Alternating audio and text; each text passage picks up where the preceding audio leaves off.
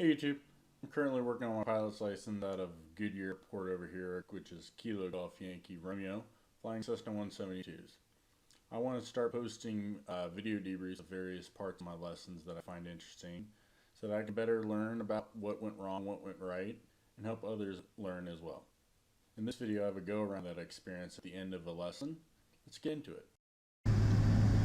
Alright, here I am flying the base leg to runway 3 at Goodyear. I'm in a, obviously Cessna 172. So I have I believe it was a Piper or low wing aircraft ahead of me, and he's about over the numbers, if not right before over the numbers at this point, if I remember correctly. So in a second, yeah, there I go. Start turning for final. My flight instructor told me I'm gonna cut too short, so I leveled it off for a half second, came into a slightly, less steep turn. Now I'm flying at like a 45 to the runway. So I cut the corner on the approach. As we come around here, you'll notice that I'm 4 white on the pappies. That grabs all my attention, 4 white. So I'm trying to get down, and I've lost track of where the traffic in front of me is. It's very hard to see him, but he's just about at the, just a little beyond those white squares on the center line. Very quick, soon here, I'm gonna put full throttle and go around. The issue is, I lost sight of him. My flight instructor had to remind me that he was there. There's the go around. Had to remind me that he was there. I immediately assessed the situation, said, I want to go around to the flight instructor. But then immediately followed that up with, it's your call. I relinquished command of the go around to my flight instructor and allowed her to make the call, which is not a good idea. I'm in command. I wanted to go around. I should just went around then. Made the call on the radio and just gone around. As you can see, the low wing's actually taxiing off the V right there that just dipped below the nose. So me not calling the go around, me cutting the corner, that's 2 mistakes so far. Here's the 3rd mistake. As you can tell, I'm not really climbing. In the Cessna 172 in a go around procedure, you should be climbing like you're climbing out of the runway, full throttle, which I have.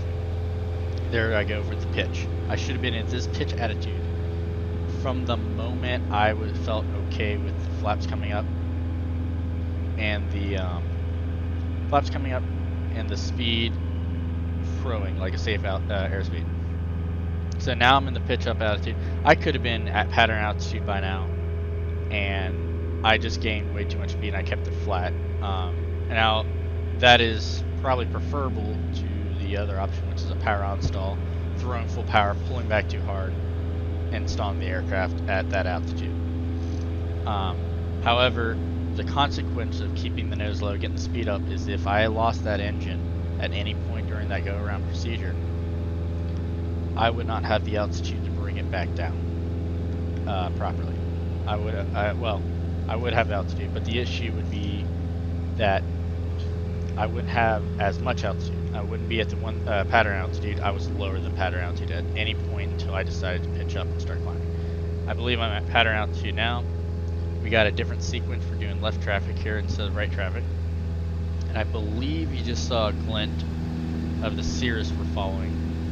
He was turning base right about now. So by the time we were abeam the numbers, he was over the numbers. So this is going to be a lot better of an approach. However, I still make a few mistakes.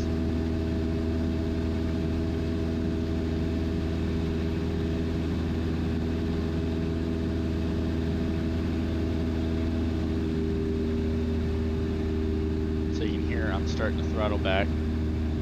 I can't remember, no, we're not abeam the numbers. So that was so I don't, I'm at cruise speed right now. So I was throttling back to cruise speed. You see the Cirrus in the bottom left, and it just went off screen. So we're about to pass each other at the same time I'm abeam. So I go to 1500 RPM and I start descending. 10 knots of flaps at this point.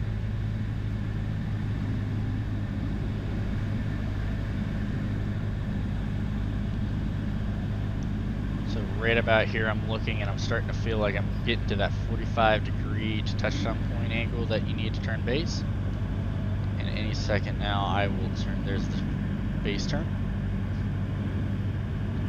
I hold the altitude here. I think this is where I got high. is I'm holding the altitude. I'm about to drop 20, and now I'm starting to descend again. So it was the base to, or what is downwind to base turn that I kept high, and now I'm not descending as well, so I'm not descending on the base leg.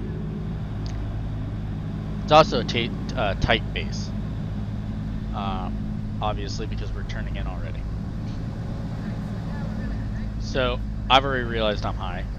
I've told the flight instructor I've realized I'm high, and we're gonna get into a idle forward slip, and I get real dirty. It was a really bad entry at first, and now this is my first attempt right here, and you can see I'm coasting left already.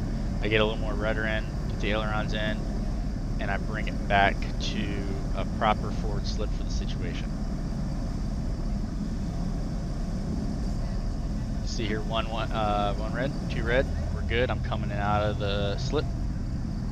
I'm out of the slip now, and I'm just trying to restabilize and bring it down. I'm a little unstable, as you can see right here. I'm idled, and I'm pulling it back, and I get left down first. It's left, and then right, and then nose. So we're down. We're good. We're happy. I wanted to make this taxiway, and the instructor said no, my controls, so I give her controls. I believe that was the transition right there, and she has controls at this point.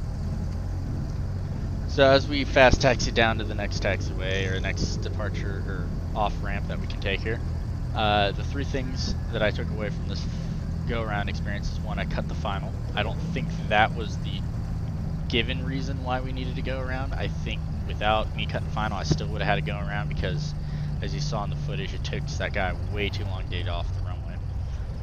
So the cutting the final is just a rectangular course procedural issue. I should be doing that. I need to work and get better on not cutting base to final. I kind of did it even on the left-hand traffic, or yeah, left-hand traffic. So I need to work on that. 2, when I said I wanted to go around, I should have just went around. Instead, I let her call it, which was about 50 to 100 feet lower. Now, because I knew it was coming, I've already anticipated, I had the understanding of what's going to happen. I didn't have a problem executing it. However, as pilot in command, I should have exercised my authority to just execute the go around when I didn't feel comfortable with the approach, and gone up and go around. You should never, give your authority to somebody else. The instructor's kind of there like a driving instructor. They're there to make sure you don't do anything too stupid, you don't get into a deadly accident, anything like that. She didn't feel worried about it. She just said, oh, we might have to go around. And that got my mind off the pappy lights and assessing the whole situation. It was like maybe 2 minutes after she said that, I wanted to go around, and then a minute after that, she called to go around. 3rd was I wasn't getting my nose up, which is not a deadly mistake. It's just again, a pattern work issue. And it wasn't like I was overspeeding the airframe. The main issue with that is I didn't get the altitude I needed in case of an engine out issue. Definitely need to work on that. That's just an annoyance. So with those 3 points down, you know what to work on and what to mentally prepare for the next lesson, and what we need to work on in the next lesson. So we're going to do some pattern work in the next lesson when I go up with her next. Enjoy the taxi back. We got 2 United 737 MAX 9s that are going to pop up in front of us. There's a MAX 9 getting parked on the left side of the runway over here. United's planning on moving all their MAXs to Goodyear. So as they come in, I'll try to get some photos and video of those guys, but enjoy the taxi back.